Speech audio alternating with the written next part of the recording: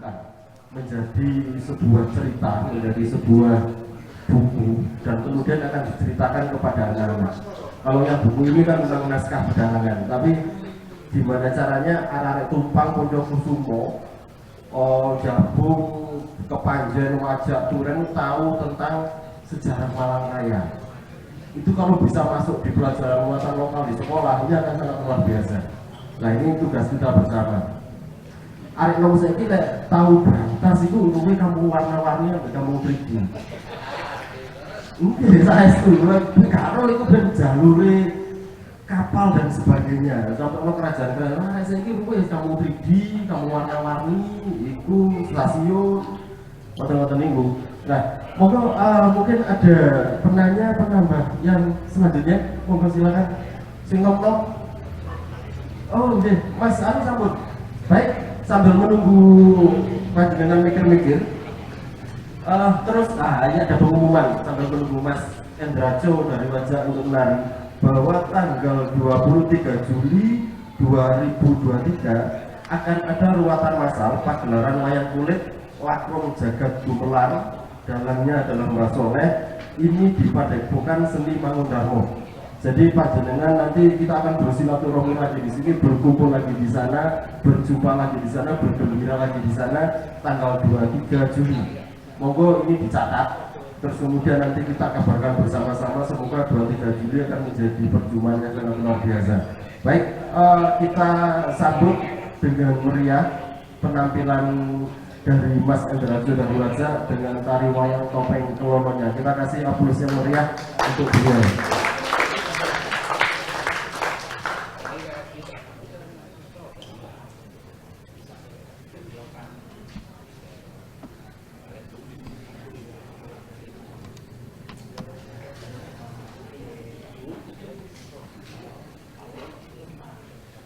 Mas Endra ini sarjana seni tari dari Yogyakarta.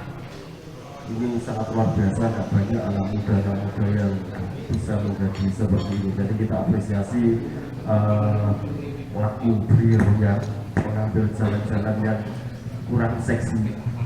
Arek nom saiki senengannya K-pop. Ternyata Mas Indra mengambil jalan yang luar biasa untuk menjadi pelestari seni tradisi atau topeng. Baik, monggo.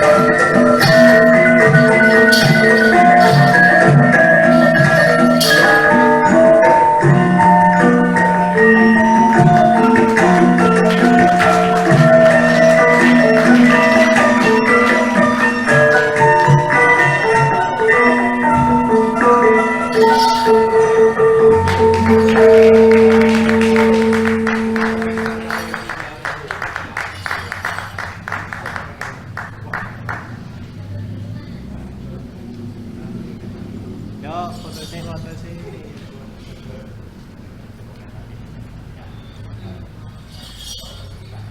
Buka topengnya Mas Hendra. Kok Mas Hendra emang nggak topeng? Iya.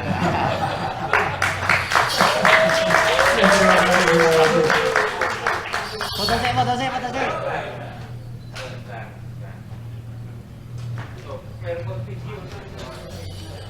Mas Hendra ini kados ngomong kok zaman biyen udah dimumi bisa Pak Dudi. Pak Dudi. Jadi sambil menunggu tadi wayang topeng Gunung Sari, katanya tadi Mbak Nana mau tanya. Monggo Nana. Mumpung ono ahli. Mumpung ini oleh buku. Sugeng dalu sedaya. Rahayu. Ngeten, saya ingin bertanya. Saya kan ini sehari-hari profesinya mengajar di sekolahan. Jadi untuk memasukkan muatan-muatan seperti wayang topeng dan lain-lain itu kan harus ada muatan di RPD. Apalagi sekarang kan kurikulum merdeka ini bebas, disesuaikan dengan kemampuan guru atau jalur apa yang ingin ditempuh oleh guru untuk diajarkan kepada muridnya. Kalau saya lihat dari buku ini kan penelitiannya itu kan penelitian deskriptif kualitatif isinya. Nah itu nanti apakah nanti dari Mbak Soleh itu ada saran-saran atau bagaimana yang sekiranya itu bisa dimasukkan ke dalam muatan-muatan di sekolah. Nah itu kalau memang ada metodenya, mungkin saya pribadi sebagai guru itu untuk awal-awal itu harus melangkahnya seperti apa? Ngoten mawon, matur nuwun. Niki mewakili umat pulau jenengan. Terus memang kami geraknya di anak-anak, di Mbak Nana di sekolahan. Saya sendiri di buku baca ada 45 buku baca, ngomong arek lebih dari 1000 anak kecil-kecil. Nah harapannya buku seperti ini menjadi salah satu cara kami untuk mengedukasi anak-anak. Tapi kemudian ketika Mbak Soleh bisa membuat sebuah kurikulum yang memudahkan anak-anak untuk belajar, Mbak Nana nanti terjun di sekolahnya. Karena Merdeka Belajar ini memang benar-benar yang kita harapkan sebenarnya. Jadi selama ini kan kita belajar tidak merdeka kan, nanti di penjara, nanti pendidikan menjadi penjara bagi kami. Dengan konsep Merdeka Belajar ini, kami guru bisa sedikit mendapat kebebasan, kemerdekaan untuk mengonsep pendidikan sesuai dengan kebutuhan anak-anak, terutama di kearifan lokal. Karena sangat kurang sekali Mbak Soleh. Bahkan sekolah-sekolah niku ada guru seni budayanya, tapi yo gak paham seni budaya. Jadi anaknya dikon gambar, gurune WA. Nah, ngoten niku. Pripun Mbak Soleh? Iya, saya sangat terima kasih sekali. Mungkin juga pikiran kita bersama. Kalau ada sesuatu Cinderella itu bisa diceritakan kepada anak-anak sekolah, kenapa? Cerita-cerita mandi, cerita-cerita dongeng, cerita tutur, cerita literasi tentang relief candi dan sebagainya itu perlu diajarkan. Angling Darmo itu coba.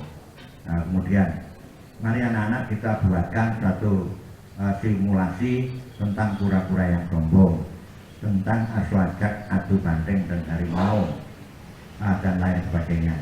Barangkali sebelum itu harus dipancing dulu anak-anak ini mengenal dulu tentang peta sejarah. Ini bocah-bocah ojo sok perang. Akhirnya Pak Dwi Cahyo mempunyai kesimpulan negara ini tidak bisa lama karena dulunya memang nenek moyang kita suka perang.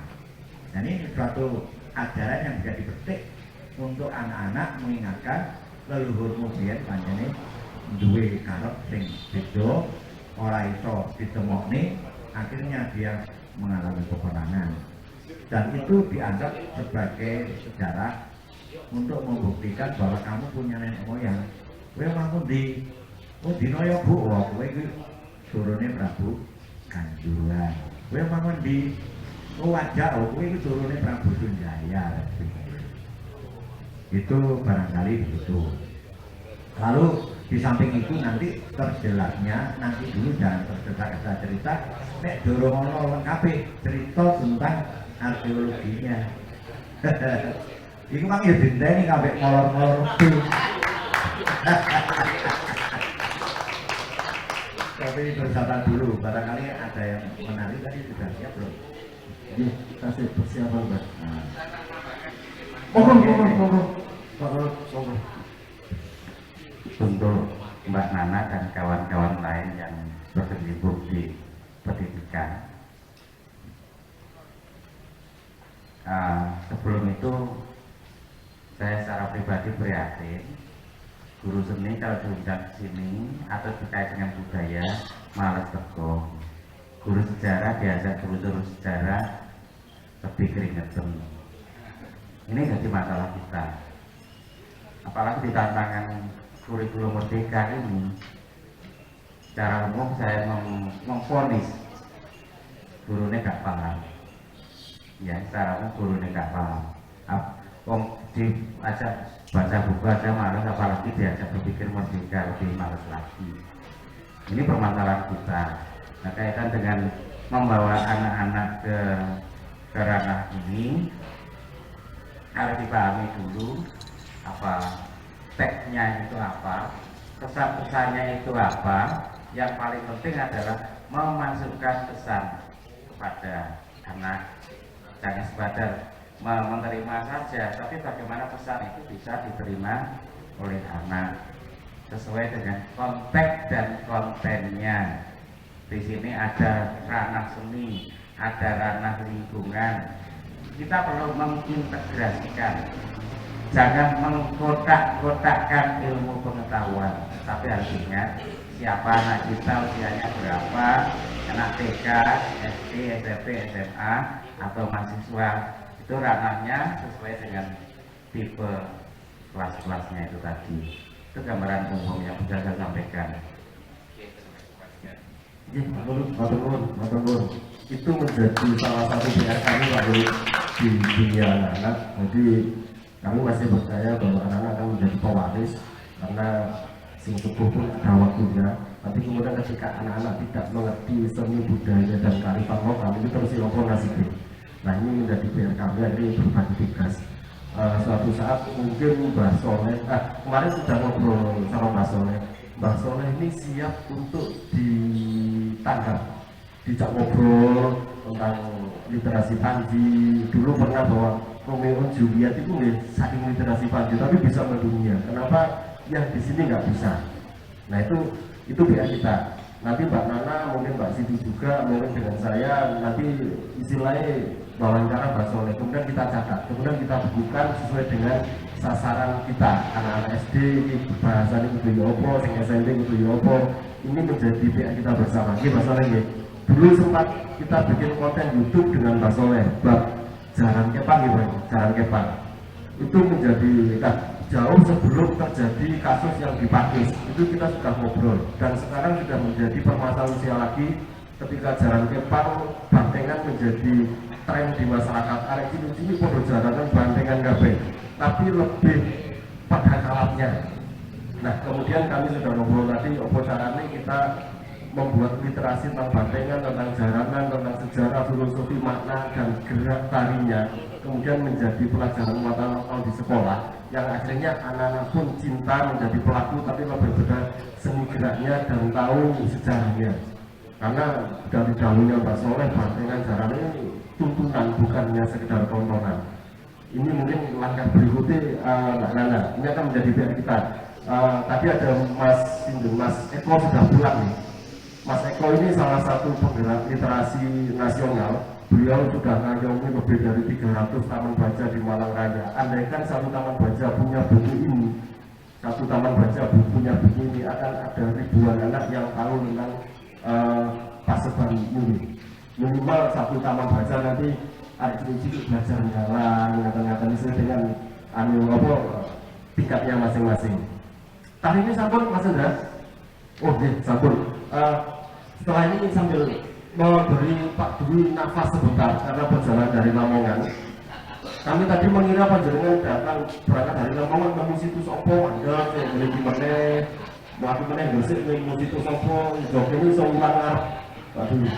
Monggo kita kasih tepuk tangan yang meriah untuk tari wayang Kapeng Gunung Sari, Mas Indra dari apa mau gitu ya? Jakayu pajak ya. Monggo Mas Indra.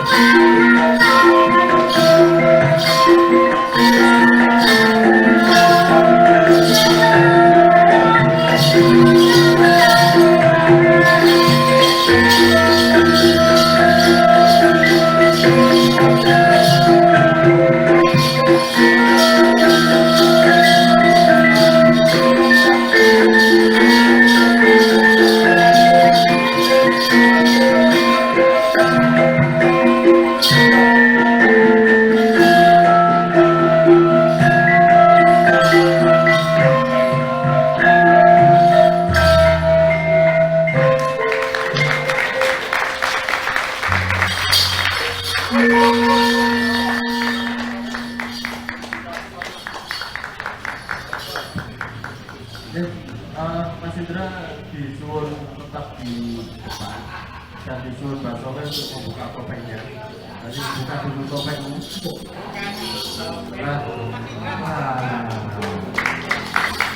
Jadi Mbak Soleh tadi ngomong bahwa Mas Indra ini sudah pernah menari di luar negeri. Nah ini, oh Mas Eko. Oh, Eko Indra, salah tuh, tetap ya.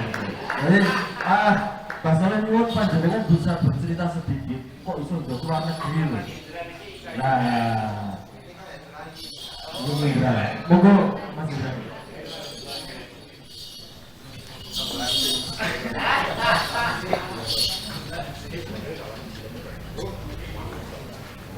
Selamat malam semuanya. Mungkin yang dimaksud ke luar negeri itu bukan Eko saya, Mas Eko. Ya, Eko Ujang.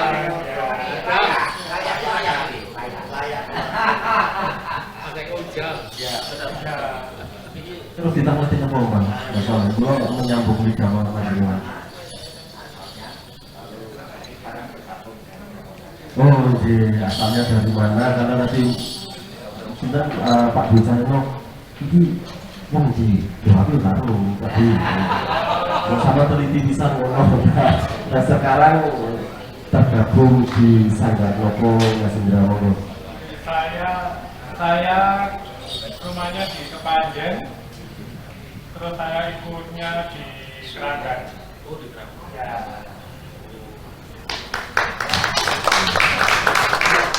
Oke, Bang, penari ini nanti ngomong ya, lalu nanti kan nari lancar loh. Pak Turun, Mas Indra itu. Tepuk tangan untuk Mas Indra. Nah, sambil menunggu Pak Dwi, Pak Dwi rupanya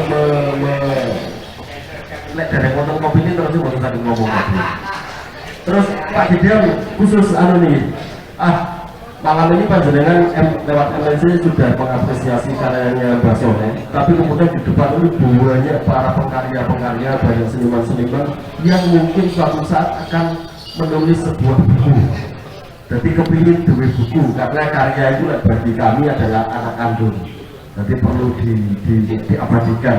Andaikan suatu saat salah satu atau salah dua atau salah semua di sini kepingin menulis buku, terus kadang wedi iki lek nyetakno di Kobas Semarang basi opo, apakah MNC bisa mewadahi para pengkarya-pengkarya yang ada di sini? Ngaten. Langsung ditodong. Oke, kesopen. Intinya kalau itu berkaitan dengan kearifan lokal, konten lokal yang terutama Malang Raya ya, monggo dibawa ke kami, nanti kita bantu untuk publisnya. Nah, siap. Matur nuwun, terima kasih. Tepuk tangan untuk MNC, luar biasa sekali. Mungkin Mbak Suryo ke depan kepingin menulis tentang apa Candi Jajaku. Semakin banyak buku, semakin banyak pilihan untuk kami membaca. Ini luar biasa, akan mengkayakan wawasan generasi-generasi yang akan datang. Nah, berikutnya, oh jadi jaluk brongi keparengo kawula tetanyo pundi pernah kratone Turyan pajarung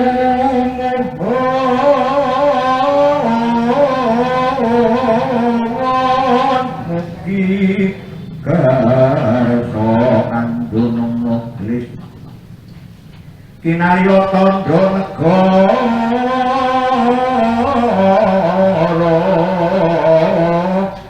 dateng wayah putunipun liwat padaning rembulan kawula mung tawar kang sayekti mugi paring mito. Sajak lirik ini bergaya Malangan dengan laras pelok, lagunya Dandang Gulo Babuk. Kemudian saya naikkan kembali, kemudian Dandang Gulo Pelik.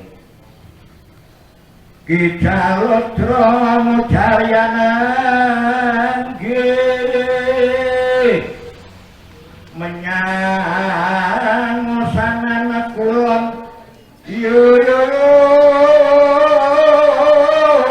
desanya pun inggih kawula pamri matur suwun nanuntun mugi tapi tercabuti kawarna sampun prapta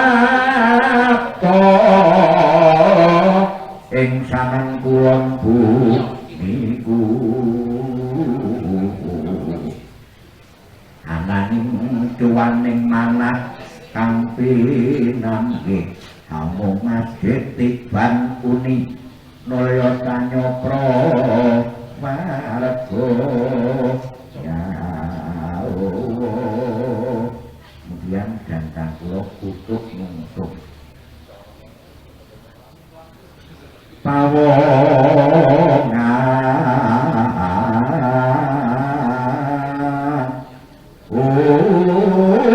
matur sawi ya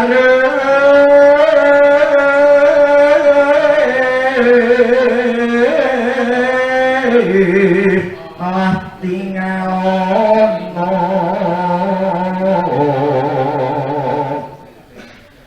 ing sanan wetan pinggir lepet lesti mangki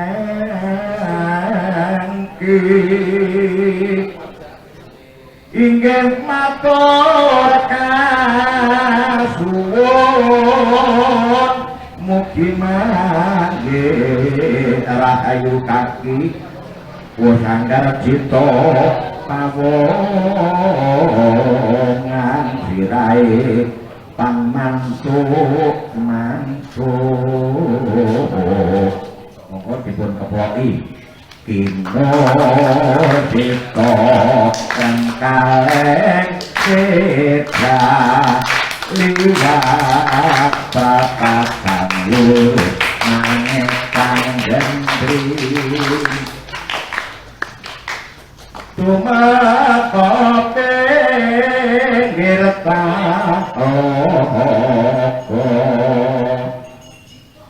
gilir kumon setahun dingkelang sakari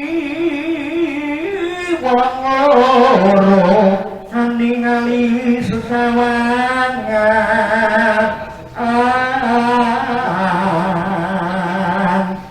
toko bening banyune ngisor wali ingin kuruhau wiwit bendolan kolang kalengi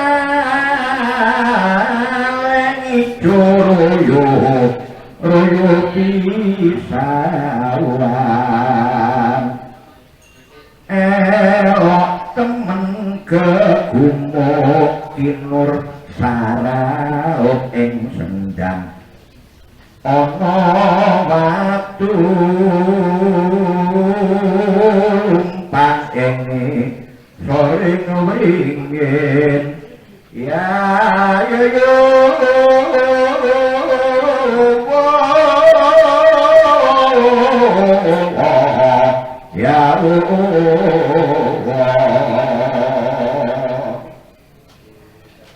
aduh Kyai selama niki tinudukan menyang dupa panca modal kok Kyai Mangkane inggih kula matur selumpan tiyang mastani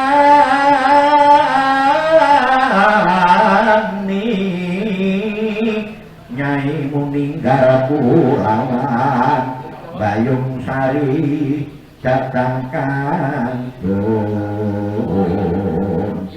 Sartoni tunjung sarinyo tiga punten kanan wetan puneki rumeksa desa kula ya Allah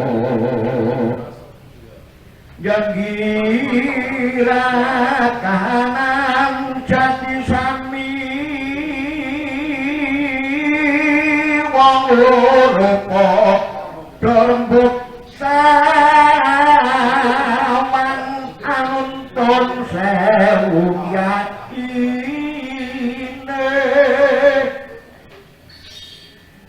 kula tang badhe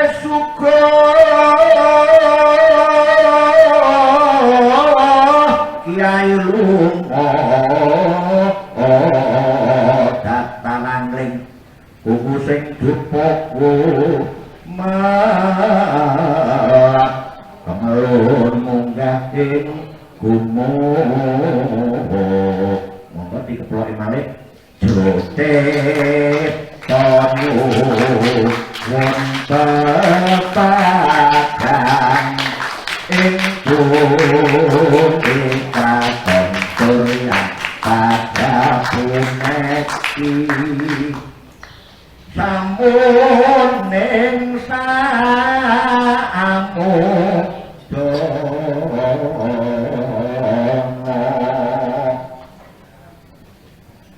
bandane wong sukuh dukane iki senenan lan kemisan semono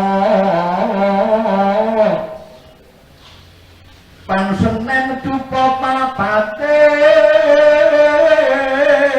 we pratane pro leluhur kemis ngobong dupa pitung di rawuh leluhur sekawan wolu Bangsarwi wolung leluhur Joko Monto Westu Monjo Tumandane Pantanyunan Neko Ya Allah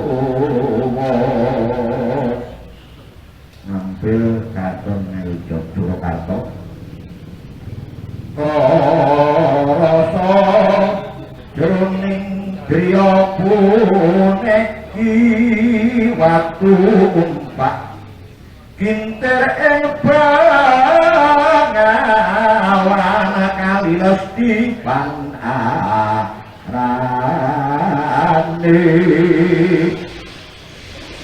nalika banjir aku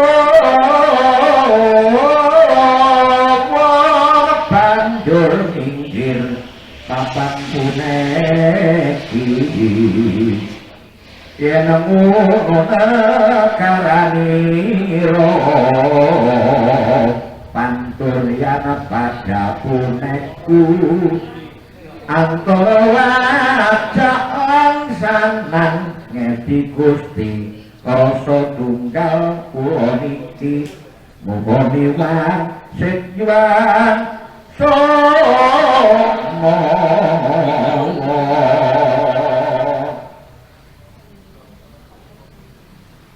layan paseban yuda puneki tinemu ing kebon sari tumpang Haji Mukti lan asmane kasebut jalma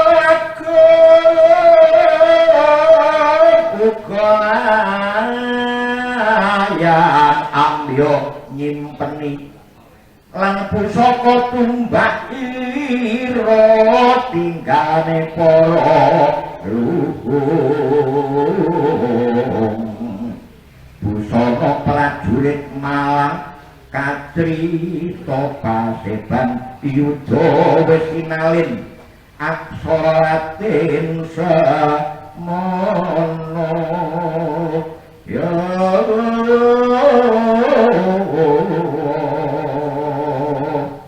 persoalan saya yang terakhir ternyata ada dua layang. Yang satu namanya judulnya layang Paseban Yuda, yang kedua adalah layang Ambio. Layang Paseban Yuda menceritakan peperangan antara Durian Pada dan Kanduruan yang akhirnya dimenangkan Durian Pada. Kemudian layang Ambio menceritakan syiar agama Islam. Di situ ada dua buah tombak sakti yang sekarang dimohon di Angkatan Udara di Abdul Rahman Saleh, dan satu kotak ini adalah pusaka sakti bekas prajurit Kabupaten Malang. Ini luar biasa. Berarti Mbah Haji Mukti ini wong jalmo pinilih, bukan hanya sekedar kolektor dia. Mungkin kekayaannya luar biasa. Karena apa? Yang di depan timurnya Dorkas itu Pak Otsono itu miliknya yang Haji Mukti, yang sekarang sudah terjual dibuat paduan kuda dan sebagainya. Dan sayangnya lagi, ketika saya dengan Pak Sirbar mencari buku Paseban Yuda itu untuk didokumentasinya, Pak Haji Mukti meninggal, segalanya luluh lantak semua, anak buahnya tidak mengerti. Kita tanya, ada namanya Juru Moco, Pak Sehat itu masih turun beberapa begitu, juga turun anak mantu di Pulung Dowo. Ketika saya tanya juga tidak mengerti. Nah, yang nanti akan mengerti dan sebagainya ini yang Pak Dwi. Nah, sebelum ini saya mencoba menyungkil dari sebuah adegan.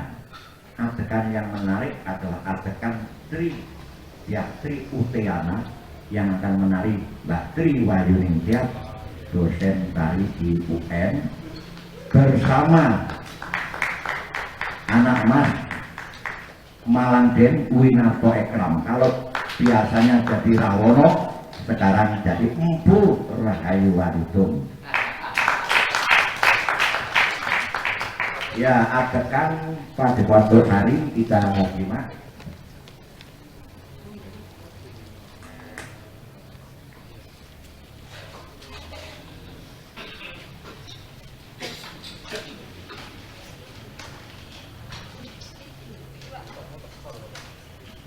Kita sedikit mengenal tentang pewayangan Potensi. Yono cerita punang tampi saking pujangga kathahipun kalih desa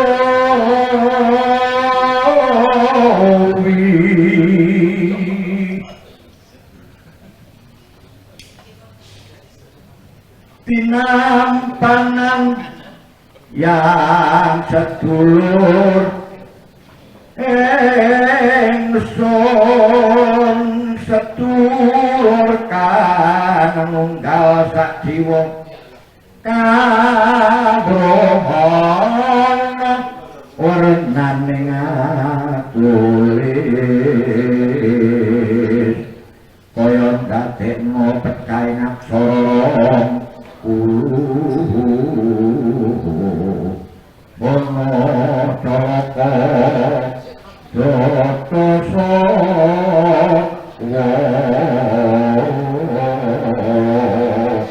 Padha jaya nyamaka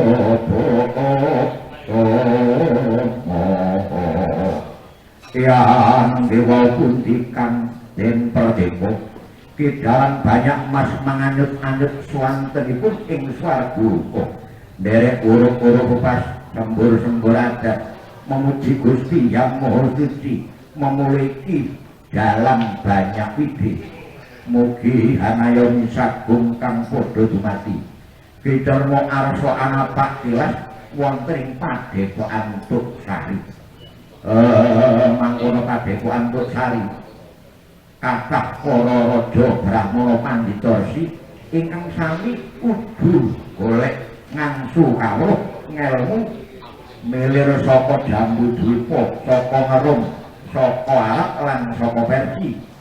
Sarta wonten pundi-pundi papan panggen sampun kaduluk kasosro bilih wonten satunggalipun anung-anungipun guru spiritual Sang Maha Prabu Gajayana inggih menika Sang Empu Rahayu Agung ingkang mamanipun wonten ing Pacerabaan Tuk Sari. Tuk menika sumber sari-sarinipun sumber jamanipun Kadipaten Malang menika dereng lahir, sumber sari menika sampun wonten.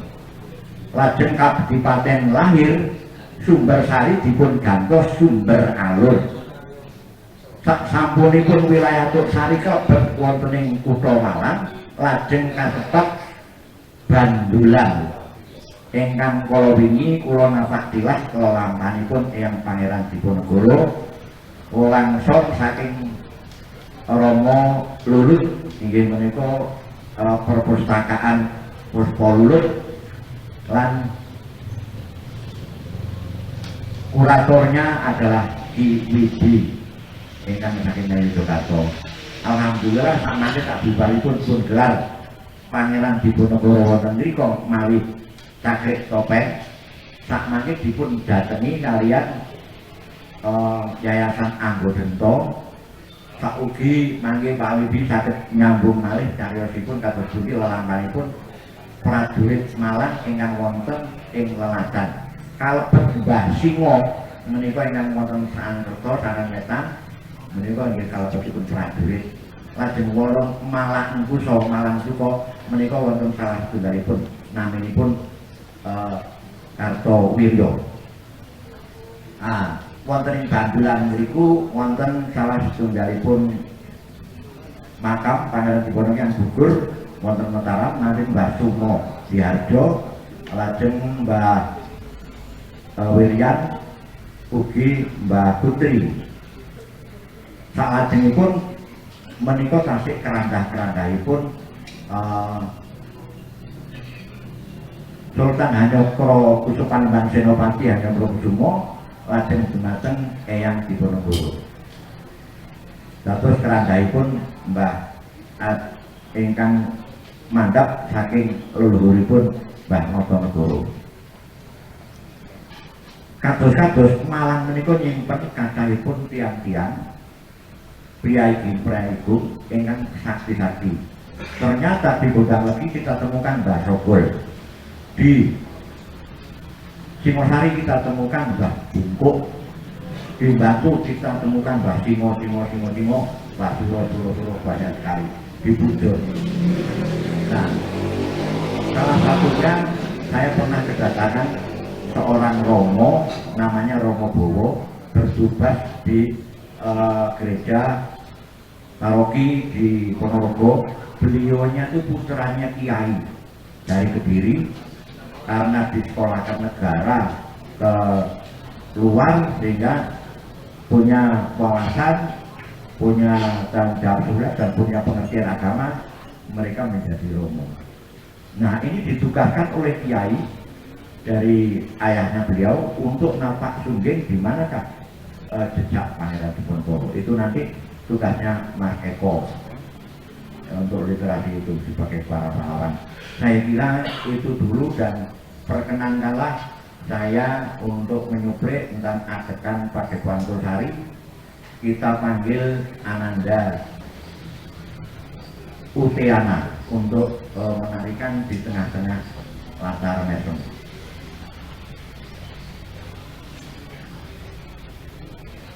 Yo iku kang kinaryosa Santi Diastri Uteyana Nangge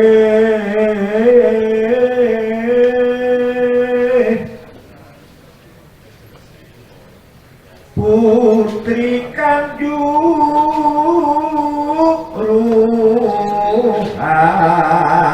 Duk ing muni trisya anglam lami rikmo memak ngembang bakong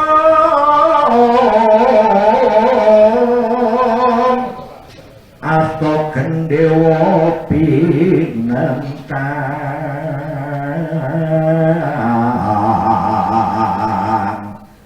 wadidan pamujenar sangku sumodyak kedaton kaduron winantu ing kalahayo yo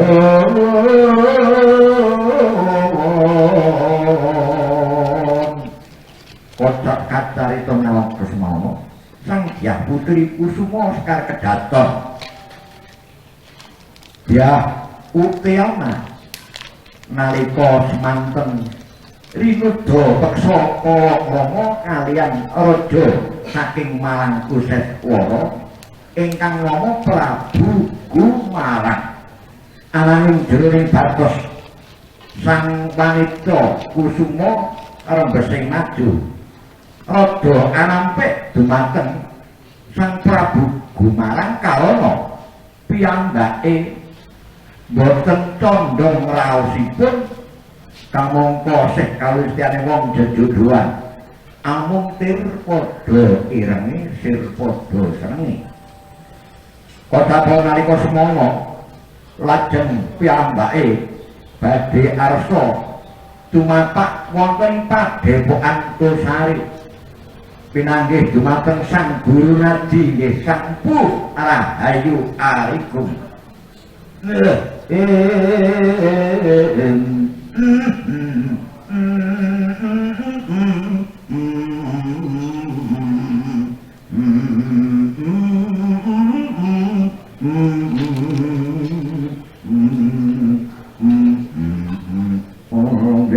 putraku putra ayu ojo nangis yen nangis aku ra bisa kuru oh alah ger anakku Triutiana tak sawan lemah bang ngantek lumutan dimo pentil ngantek woh maneh orang nangis kok rino kelawan wengi sing ditangisi kelo ge apa to nak selirane iku lak ya kusumane kedaton ingkang nduruhan kurangane apa Tri awakmu iku umpama kon milik sugih mokal seliramu ora bisa ngliwet kendile guling kejaba lek aku iki wis pantes ning awakmu kok ditangisi apa tak awakmu kleseman mergo busana keprabanmu kuwe banjur milik sugih lunga saka kraton Kanduruan arepe golek-golek pesugihan nang gone padepokan Tosari ngono ta lho yo ora tumon nek sliramu dening Abdinata banjur awakmu iki bareng milik ayu Mokatri wong sak dinaya Malang Kuswara sukun pamudian kula ngantek waringin doyong paribasane prit lampit berungkat kipul golek ana wong siji sing ayune kaya aku gak ana Tri mbah arek asri katon ngono iki ono betul lajang kaya brambang tak iris-iris kaya buntis tak ketok-ketok kaya lombok bobo sangat dipenembang ora kaya nalika dina sak mangku rasane aku njaluk mati timbangane aku ndedoriwang anggembel isin sak bendalan-dalan aku dirabi karo arek lanang jenenge Prabu Gumarang mongko Gumarang itu bojone wis 19 dawa lah aku iki ping 20 arep dikatakno arepe nampa apane aku. Aku ini sawijining penyoh putraning Lanendra. Prabu Gajayana wong sugih ndradok. Wong ceguk mara tangan, wong budhe ngereng-ngereng ditumbak lakak-lakak dibedil ning sele. Lho, lah kok tiba anake kok kojur dirabekno karo wong sing kelake bujat. Kaya Prabu Gumarang. Ora sudi, aku ora sudi, ora selok, ora sutil, ora melok, ora kintil. Ora ketan, ora dawet lho. Apa yo kok ora ketan dawet barang? Dawet itu senengane. Ora doyan ya ora. Ibu kawet ngono lho. Lek timbane Prabu Gumarang iki lho gambare. Beyeng. Waduh. Tri. Lah ya kok nyambat nyebut to nak. Ngene yo. Wong salaki rabi iku mung sak jaman iku manut apa jarene wong tuwa. Gak ana wong tuwa iku kok njlombrongno marang anak. Monggo digadang-gadang sing jenenge anek ratu yaiku ya Rabi Raja. Lah seliramu arepe rabi sapa maneh? Tobat. Bapak, aku iki sawijining dina ana dina Anggara kasih tegese dina Selasa Kliwon. Aku sare lemek godhong Raja Mawa bantalan karo guling kanggo koso kinampur dening sapu gerak. Banjur aku nyuwun Bapak, aku golekno wong sing tak jroning impenku yen aku ora paten ana Bapak, aku paten ana. Lho, tri ngene ya Dai. Ngene nak. Lah wong lara digolekno tombo supaya waras. Lah waras spirit, lah kok kan njaluk mati. Iku jenenge mati iku ana telu cacahe. Mati Labuh Negara iku mati kang utama bela negara, tegese wanita kang sejati. Nah, mati kang angka 2 nglabuhi marang kabencian, marang kabeneran. Iku matine sok mati kang sampurna. Kang angka 3 mati yodri. Nek awakmu ketemu sang adi linuh kang disebut sang guru sejatimu. Ojo nganti awakmu mati kesadar oleh jurang pengalaman, ana ing swarga pengerantunan. Campur golongane arek sing senengane hong-hong iku. Bapak pamito, ambok aku iki dudu ana jero ngimpen lah ya apa aku ngerti ngimpenmu lah kok turune ora ora intine meneh. Ngene ya apa iki sawijine ana wong lanang kang saka Kidal Abang. Jenenge Leswa Kakang Leswa ngono lho. Banjur nemoni aku kaya dening mandang rawa awakku. Yen mau turu tak turut tolong tak rem-remno masaya katungtung sak jroning kalbu. Nek aku melek koyo kuat-kuatan sak jroning hidupku. Lah wong hidupku sak mono di ide-ide karo Leswa ya bro. Iku paribasan kok. Wong paribasan kok dianggep apa iya ya aku ngerti. Ngene ya, Tri. Wis nek pancen apa bener awakmu iki kepengin wal saka pancen keramane yaiku Prabu Gumarang wong sing mursal bedugal warisan. Iya Bapak, aku dudu yen ngono mumpung dina iki becik seliramu ayo tak dereng mlebu marang Sanggara Pamuja Brata. Kemudian ada pengantar dari Panjenengan sebagai arkeolog. Nah, Pak Solo tadi bilang ini luar biasa. Kemudian Panjenengan bisa memberi narasi, memberi penjelasan tentang buku ini, Pak. Monggo.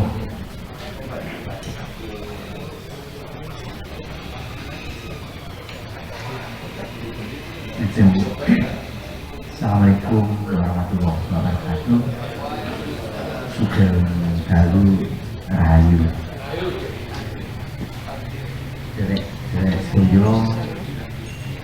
Pertama saya mohon maaf tadi datang terlambat karena baru saja ngamen agak jauh di Lamongan. Jadi maunya ngamennya dari Singosari bisa Bablas saya. Jadi sampai Surabaya sampai Lamongan. Hampir sama teman-teman juga mengangkat suatu kisah lokal, yaitu ada satu situs di Lamongan Selatan, yaitu situs Gunung Ratu, yang dalam cerita rakyat itu dikaitkan dengan Nying atau Dewi Adong Sari, dinarasikan sebagai istri dari Raden Wijaya. Dan uniknya di cerita ini, Dewi Adong Sari itu kemudian dengan Raden Wijaya memiliki anak, yaitu Gajah Mada.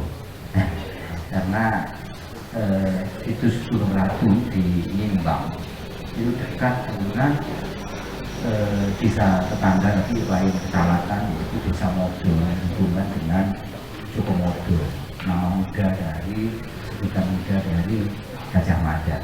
Ini Lamongan. Nah, ternyata malam hari ini relatif serupa karena teman-teman di Malang paling tidak tahun 8 tahun berapa Pak? Datang ke Ciwoko itu tahun 2004 ya, jadi kurang lebih hampir 2 dasawarsa yang lalu, 19 tahun yang lalu, juga mengangkat suatu kisah lokal yang menurut saya ini merupakan kisah lokal yang memiliki konteks kesejarahan lokal, yaitu kesejarahan Malang. Ini merupakan bentuk yang lain, yang lebih muda dari Pararaton. Ada keserupaan dengan Pararaton, di mana di dalamnya juga ada sejumlah toponimi, nama-nama tempat yang masih bisa kita lacak keberadaannya sekarang. Ada Kanjuruhan yang konon merupakan nama dusun, yaitu dusun Kejulon, yang dusunnya sudah almarhum karena dusun ini telah gusur ketika PT Sarana Tiga Indah membangun perumahan 3. Itu awal memasuki Malang itu tahun 80-an. Kemudian juga disebut toponim yang merupakan rival dari kerajaan Kanjuruhan, yang dalam kisah ini disebut kerajaan, yaitu Turian Pada.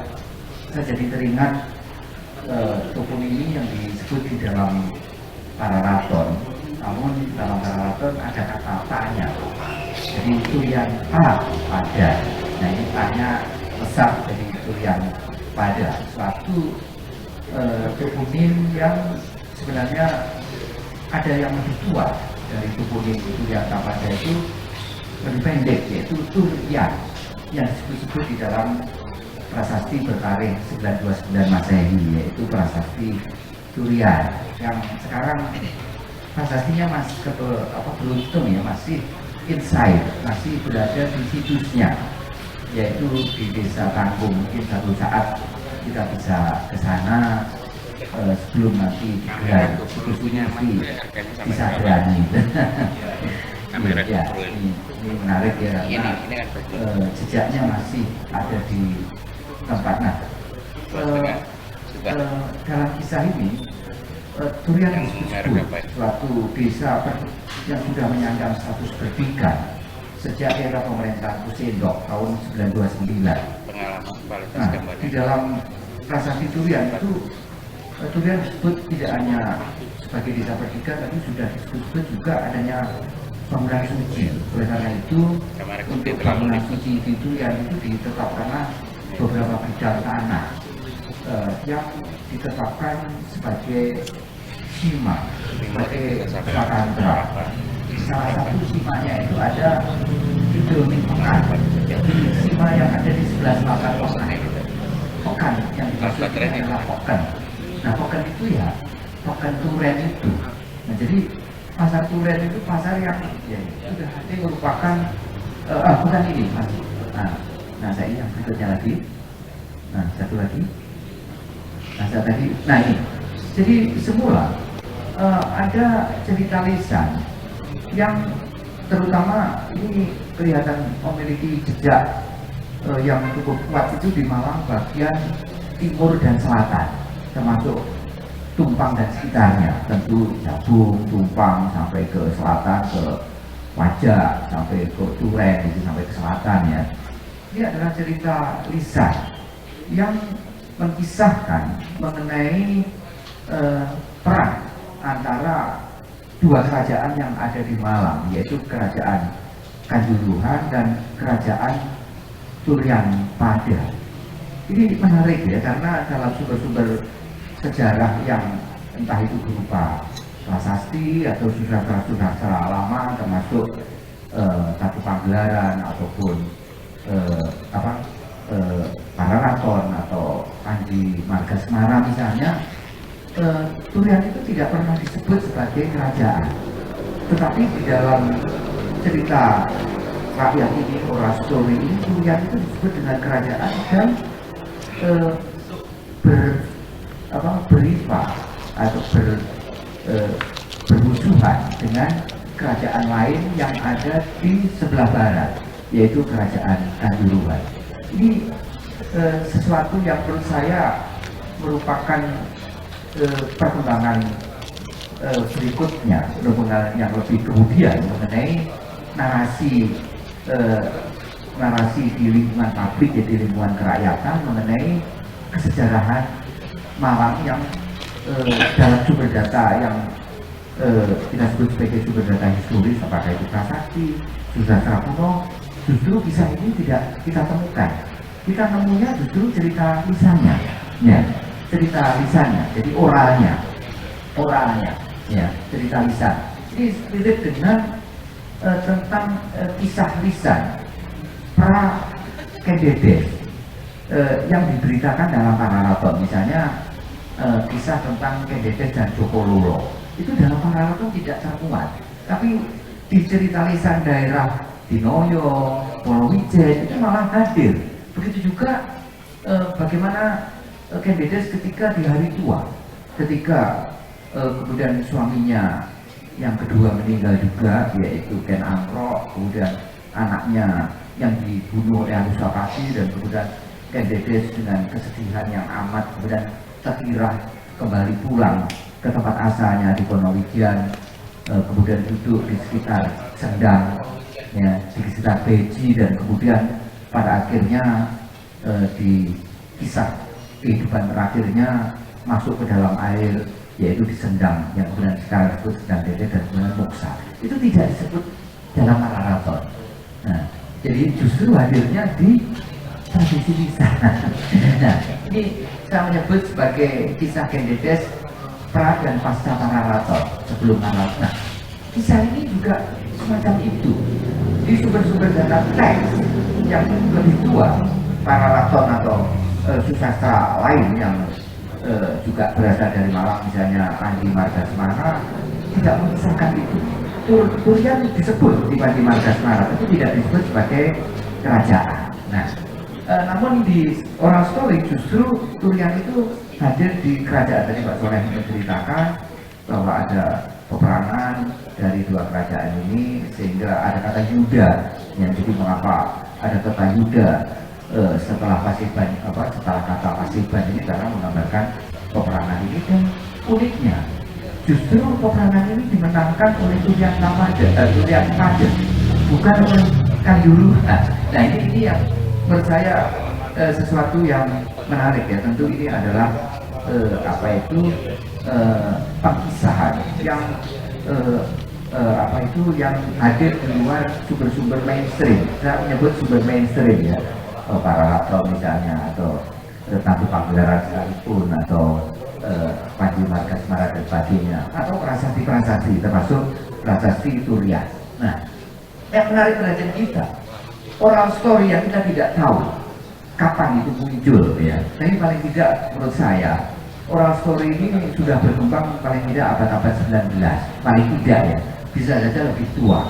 Nah, kemudian oral story ini kemudian diliterasikan, dituliskan, ada penulisan dalam bentuk apa? Dalam bentuk apa yang disebut dengan layang.